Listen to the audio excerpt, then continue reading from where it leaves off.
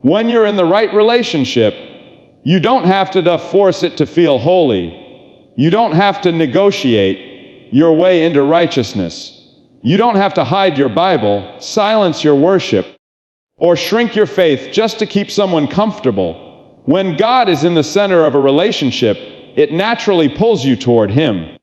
You don't just love each other better. You love God better. And when you love God better, you end up loving each other on a level this world cannot imitate. See, real love doesn't compete with your relationship with God. It complements it. It pushes it. It nourishes it. If you find yourself praying more, forgiving quicker, serving deeper, and worshiping stronger because of the connection you're in, that's not just attraction. That's alignment. That's what happens when two people choose not just to be together, but to walk together toward the one who brought them together. But let's get real for a moment. Some relationships don't pull you toward God. They drain you away from Him. They make you settle for spiritual crumbs when God designed you for a feast. You start skipping prayer, not because you don't love God, but because your spirit is too distracted, too anxious, too conflicted to sit in His presence. You lose your fire. You lose your clarity. You lose yourself. That's how you know something is off. Because when someone truly loves you in a godly way, they don't drain the oil from your lamp. They refill it. Sometimes the biggest lie we tell ourselves is, I'll bring them closer to God eventually. But hear me, if they don't respect your faith before they have your future, they won't honor it after. God doesn't pair souls together so one can be a spiritual babysitter. He pairs them so both can be builders. Builders of purpose, builders of peace, builders of legacy. If being with someone constantly forces you to choose between pleasing them and pleasing God, that's not love. That's bondage dressed up as romance. Because love shouldn't make you compromise your values just to keep the connection alive. Love should magnify your values. Love should make you want to be better. Love should make you excited to pray together before you plan together, to seek His guidance before you seek each other's approval. Let me tell you, there's a difference between someone who says, I support your faith, and someone who says, let's follow Him together. One keeps their distance while clapping from the sidelines. The other grabs your hand, says, I'm with you, and walks beside you into battle. And if you've ever struggled alone spiritually, and then experienced what it's like to be supported spiritually, you know the difference is night and day. A godly relationship isn't just holding hands in public. It's holding each other accountable in private. It's saying, I want you holy, not just happy. It's praying over each other when one is weak. It's hearing them say, I'm tired, and responding, then lean on me. It's choosing worship over arguments, peace over pride, unity over ego. It's not always loud. Sometimes it's as simple as, have you prayed today? Or let's fast together for clarity. Or before we talk about this problem, let's invite God into the conversation. Because when God is truly at the center, you don't fight against each other. You fight for each other. You don't tear each other down. You protect each other's spirit. You don't just talk about love. You demonstrate it through sacrifice, patience, and humility. And let me tell you, that's rare. You won't find that scrolling through relationship videos. You won't find that by just chasing chemistry. Chemistry is common. Covenant is sacred. When God is involved, even your disagreements don't destroy you. They refine you. You don't walk away bitter, you walk away better. You don't carry resentment, you carry revelation. Because when both hearts are submitted to the same God, ego can't win, pride can't win, silence games can't win. Only love wins, only truth wins, only growth wins. Some of you think passion is the proof of love. No, alignment is. Some of you think butterflies are confirmation. No, spiritual peace is. You can't build a godly future with someone who's allergic to your spiritual foundation. If your prayer life intimidates them, your future will suffocate them. If your calling makes them uncomfortable now, Your destiny will overwhelm them later. God won't send you someone who makes you feel guilty for wanting more of Him. The right person won't just say, "I love you." They'll say, "Let's love Him together." They won't just enjoy your presence. They'll want to bring His presence into everything you do. That's why some relationships felt heavy, because you were trying to carry them by yourself. But when God is in it, the weight is shared, the journey is shared, the calling is shared, and suddenly, love doesn't feel like labor, it feels like partnership. So ask yourself, do they pull you closer to God or push you into silence? Do they nurture your spirit or drain your soul? Do they clap for your anointing or compete with it?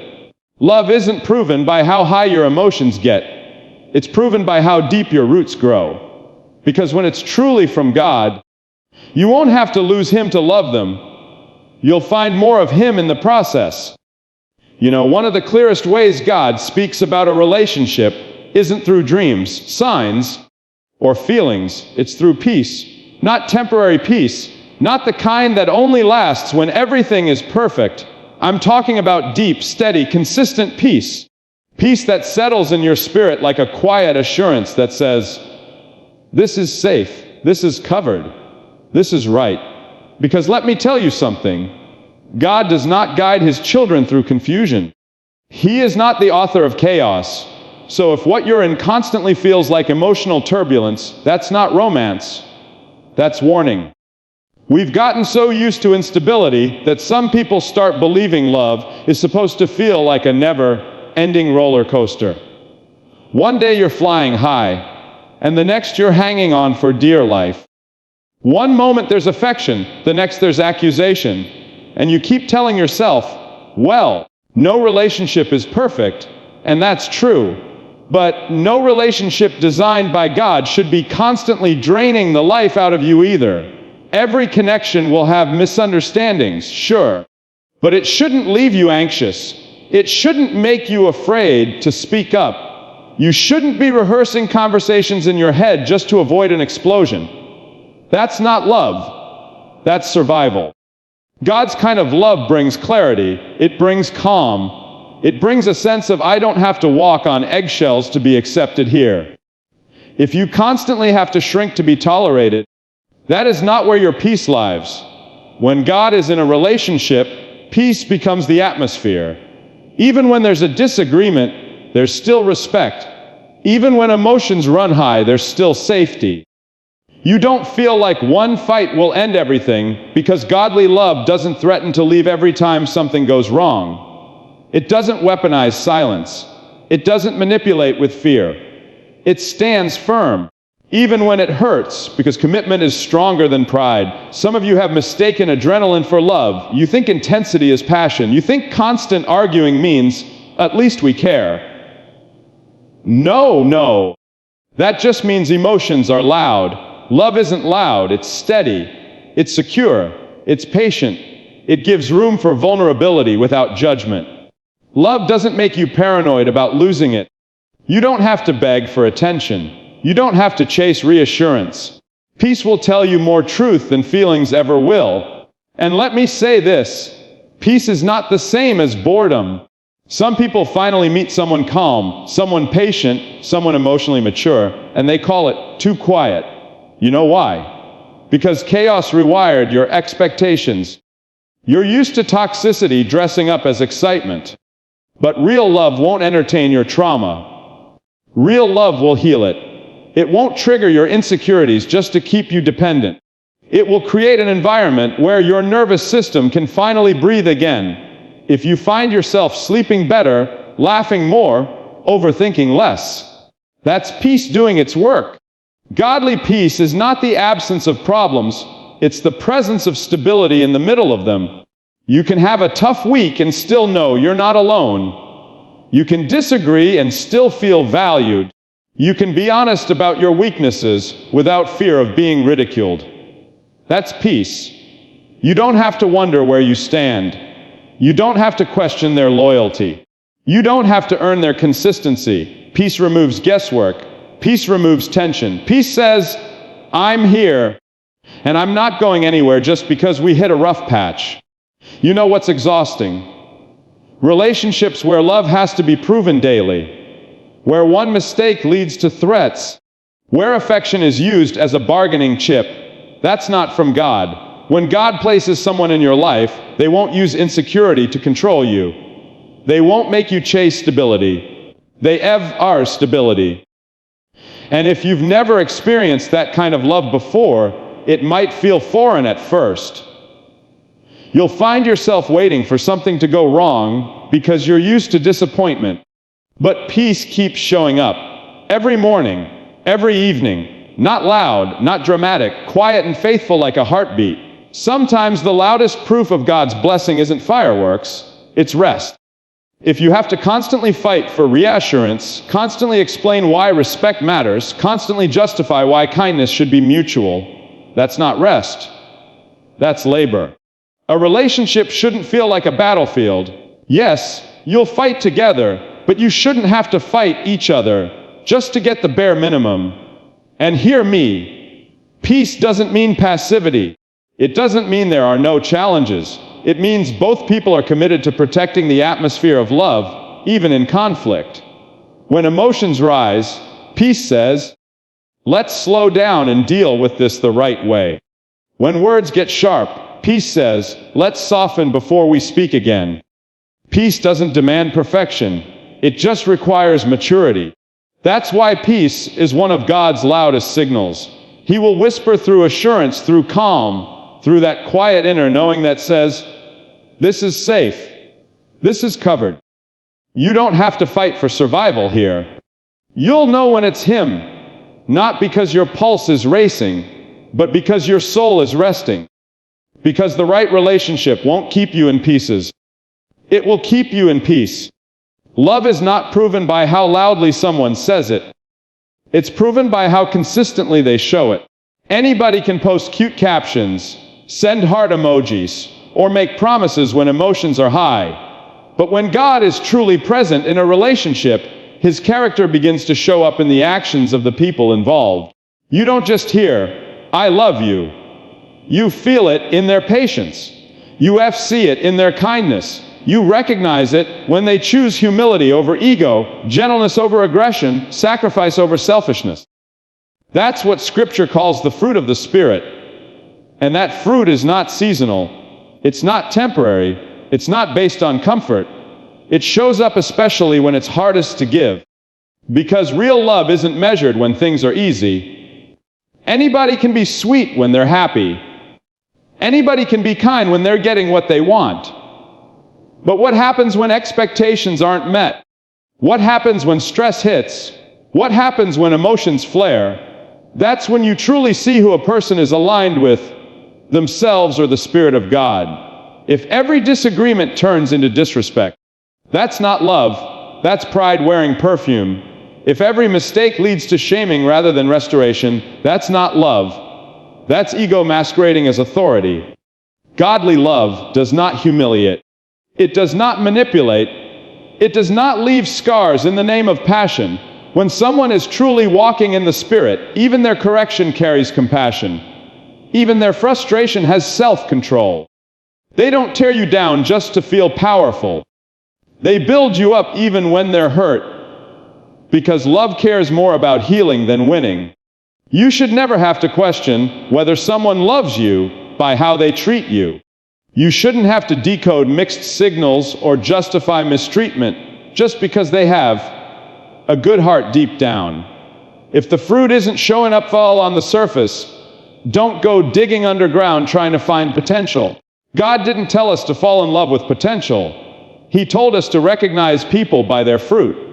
And let's be honest, sometimes we fall in love with as versions of people that only exist in our imagination. We ignore the inconsistencies. We excuse disrespect. We label toxicity as they're just going through a tough time. But if their love only shows up when it's convenient, that's not fruit, that's performance. And performance eventually fades. Fruit lasts. Someone who truly loves you in a godly way will show it in the smallest ways long before they declare it in big ways. They'll listen when you speak. not just wait for their turn to respond. They'll cover your insecurities instead of exposing them. They'll protect your name in rooms where you're not even present. They won't just pray for you. They'll praise with you. They won't be quick to anger or slow to apologize.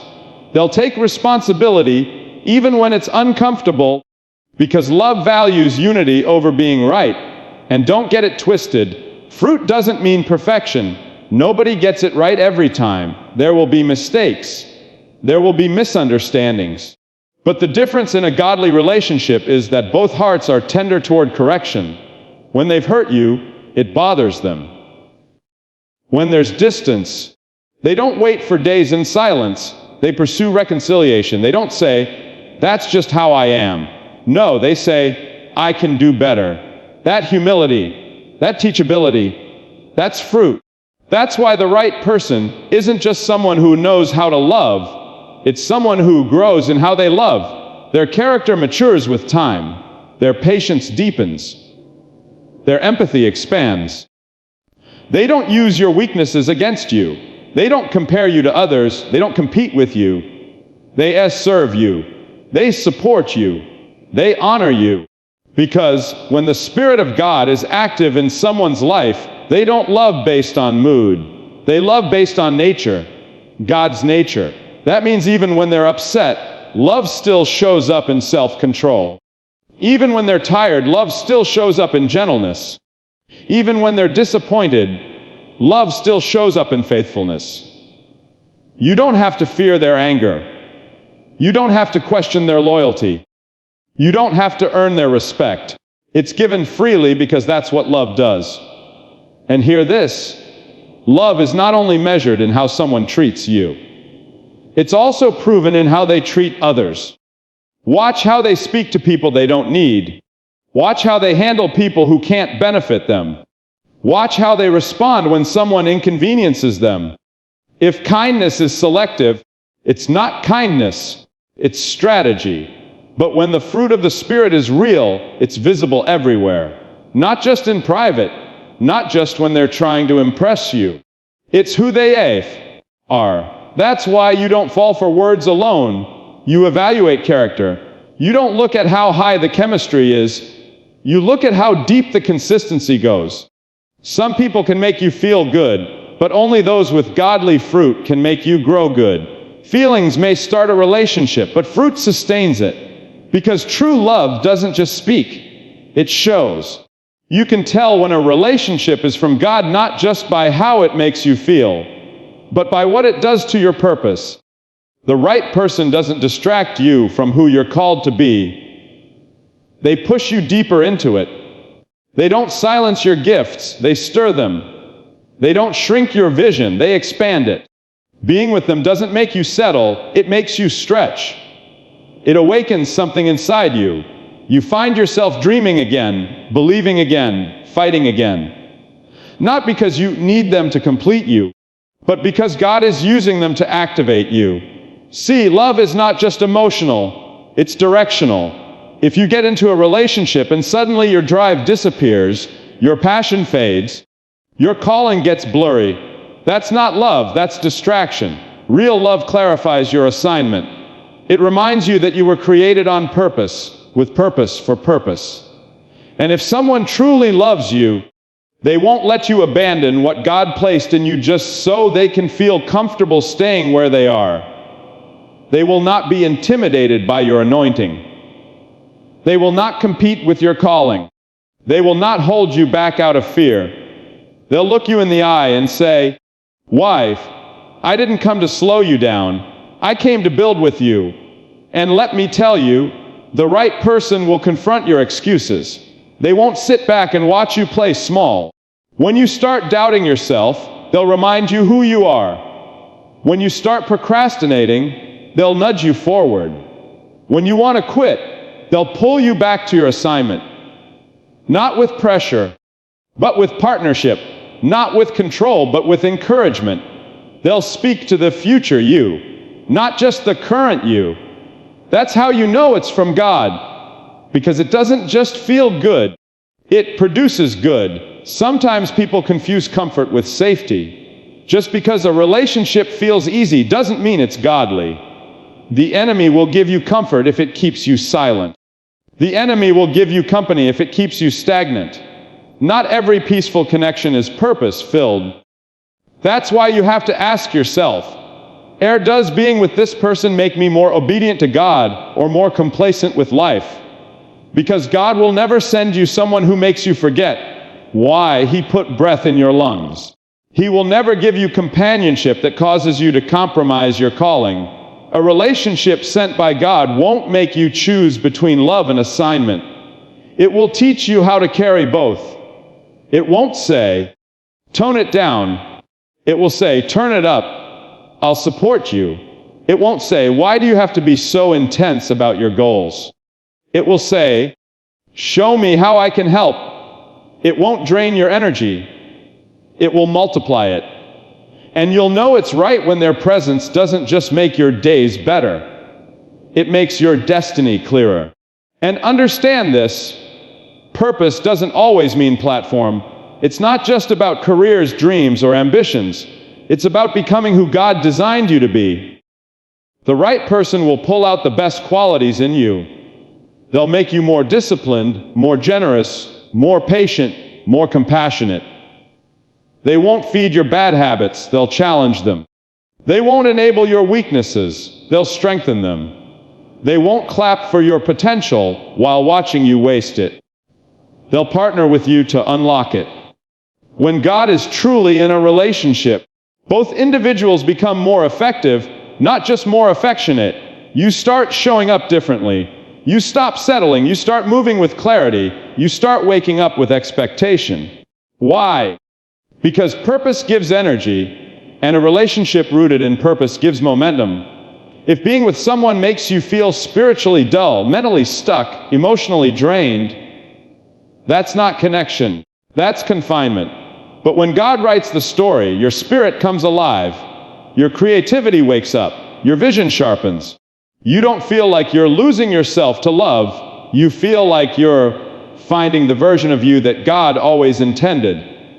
And let me say this, if someone truly loves you, they will never ask you to choose between them and what God told you to do. They won't make you feel guilty for pouring into others.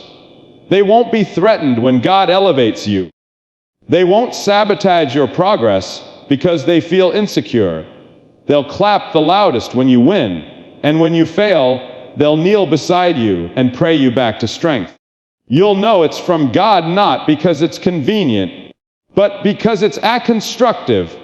Not because it feeds your romance, but because it fuels your reason. Not because it just makes you happy, but because it makes you holy. Because the right relationship won't pull you out of purpose, it will launch you deeper into it. Understood?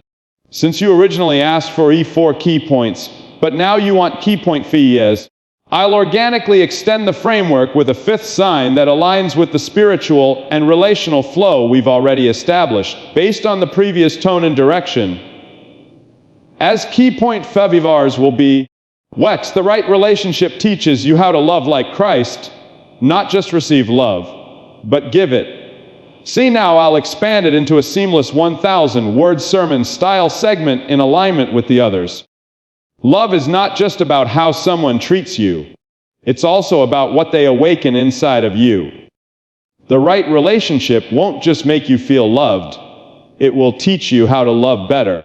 Not the convenient kind of love that works when things are smooth, but the Christ-like kind of love that chooses patience when frustration rises, chooses mercy when judgment is easier, chooses grace when ego wants revenge. Because true love doesn't ask, what am I getting? It asks, how can I give better? Most people believe the strength of a relationship is determined by how well they are treated. And yes, that matters deeply. But godly love goes beyond receiving. It transforms you into someone who loves with intention. When God is at the root of a connection, He doesn't just send you someone to bless you. He uses that connection to shape you.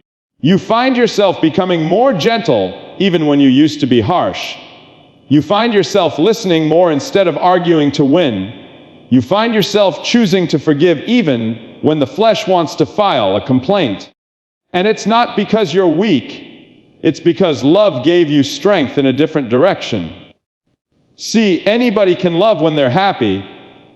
Anybody can be kind when everything goes their way. But Christ, like love, is tested when moods drop, when misunderstandings rise, when expectations aren't met. It's tested when apologies are needed and stubbornness wants to stay silent. That's when love becomes a choice. That's when a relationship shows its true maturity. And when God is truly at work between two people, they don't let emotions weaponize their mouths. They don't allow silence to become punishment. They don't slam doors, not because they're incapable of anger, but because they've learned that unity is more important than ego. The right relationship won't just make you feel loved. It will convict you to love better. You'll catch yourself thinking, you know what? I could have spoken softer. I could have been more understanding. I don't want to just win arguments. I want to win hearts. That's when you know God is working. Because He doesn't place two people together to see who has more power. He places them together to learn humility, tenderness, and patience. And let me be clear, loving like Christ doesn't mean tolerating abuse. It doesn't mean excusing betrayal. It doesn't mean allowing someone to walk over your boundaries. Real love has standards. Real love has honor. Real love knows when to speak truth. But it also knows how to speak truth without venom. It knows how to correct without crushing. It knows how to set boundaries without building walls. When love is rooted in God, both people are willing to grow. They don't sit in stubbornness. They don't wait days to reconcile. They feel the weight of disconnect and run toward restoration. Not with force, but with humility. Not with manipulation, but with sincerity. Because love doesn't celebrate winning if it means losing the connection in the process. Some relationships teach you how to protect yourself. Others teach you how to prove yourself. But a godly relationship teaches you how to empty yourself. Not in a draining way, but in a way that reflects Jesus, who said real love is found in laying down your pride. Your right to be right, your demand to be superior. Real love looks like choosing peace over petty reactions. It looks like choosing gentleness over sarcasm. It looks like choosing to talk through issues instead of tossing around threats.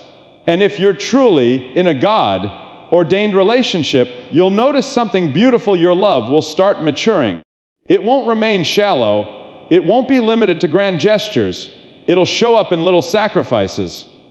Maybe you used to get annoyed quickly. Now you pause and breathe. Maybe you used to walk out at the slightest tension. Now you stay and talk. Maybe you used to wait for them to change first. Now you ask God to change you too. Love grows when God is involved. It becomes less selfish, less reactive, more intentional. You become more aware of how your actions affect the other person. You apologize faster. You appreciate deeper. You serve without keeping score. You don't just love them for how they treat you. You begin to love them for who they are and who they are becoming. And here's the beautiful thing. When both people in a relationship are submitted to God, loving like Christ doesn't become burdensome. It becomes natural. You don't feel like you're losing dignity by showing mercy. You don't feel embarrassed by being soft. You feel empowered. You start to understand that gentleness is strength under control. That compassion is not weakness, it's wisdom. Some of you have been in relationships that made you harder, colder, more guarded. But when God sends someone, they don't make your heart harder. They make it healthier. They don't make you build thicker walls. They help you build stronger foundations. They don't make you win battles alone. They join you in fighting them. You'll know it's right when love doesn't just make you feel something. It makes you become someone. Because when love is real, you don't just receive Christ's love. You start reflecting it. Because the right person won't just love you well. They'll teach you how to love well. You can always tell when a relationship is built on God not just by how it feels in the sunshine, but by how it stands in the storm. Anybody can love you when you're easy to love. Anyone can hold your hand when life is light and laughter is loud. But when the pressure hits, when money gets tight, when misunderstandings pile up, when life throws something unexpected, that's when the truth about a relationship rises to the surface. A love that is rooted in emotion will fade under fire. But a love rooted in covenant will fight under fire. It won't run, it won't fold, it won't look for exits. It stands and says, we're not breaking here, we're building here. The right person doesn't abandon you when you're at your lowest. They don't love your strengths and criticize your weaknesses. They don't disappear when things get complicated. They become more present. They don't make you feel like a burden for struggling. They get down on the floor beside you, pull you close, and say, we'll figure this out together. That's when you know love is real, not when it dances in the celebration, but when it intercedes in the chaos, not when it laughs in the joy, but when it guards in the confusion. The world teaches disposable love. If it's not easy, leave. If you're frustrated, walk away. If they don't make you feel good, move on. But God teaches enduring love, not toxic endurance, not staying in situations that destroy you, but staying committed through growth, staying planted through a process, staying faithful when flesh wants to flee. Real love doesn't just ask, do I still like you? It asks, do I remember what we vowed before God? Do I remember why we chose this? Do I believe God is building something greater than this momentary discomfort? When you're with the right person, arguments don't become threats. Disagreements don't become weapons. Distance doesn't become a doorway for someone else. Instead of shutting down, you lean in. Instead of pride saying, you fix it, humility says, let's fix it. Your goal shifts from winning against each other to winning for each other. You don't talk about your partner like an enemy. You fight to protect them from becoming one. You stop letting the devil use miscommunication as a wedge. You start recognizing that your real opponent is not the person you're holding hands with. It's the spirit trying to pull them from your hands. The right relationship will teach you how to weather storms without losing your honor. You won't insult to feel powerful. You won't withhold affection to feel in control. You won't use silence to punish. You won't run to friends, family, or social media to vent about them. You'll run to God with them. Because love that is built on God doesn't look for escape routes. It looks for healing. It doesn't throw stones. It builds altars. It doesn't expose flaws. It covers them in prayer. And here's the thing. When both people are truly surrendered to God, storms don't destroy you. They develop you. They don't break the relationship. They bond it. You come out not weaker, but wiser. Not distant, but deeper. You start saying, we've been through too much together for something small to separate us. Because you recognize that every attack comes for a reason. The enemy doesn't fight what isn't a threat. If your relationship is under pressure, it may not be because it's wrong. It might be because it's divinely strategic. Hell fights harmony. Demons target unity. Because two people in alignment with God are dangerous to darkness. That's why the right relationship doesn't just survive storms, it learns from them. It doesn't just push through, it grows through. And let's be real, it's not about pretending pain doesn't hurt. It's about refusing to let pain dictate your response. It's knowing that love doesn't quit just because things got inconvenient. Commitment doesn't crumble just because expectations weren't met. You don't stay because it's always magical. You stay because God is still mastering the two of you through it. The right person won't let temporary tension erase permanent purpose. They won't let immaturity sabotage destiny. They won't run to someone else when they're frustrated with you. They'll run to God for you.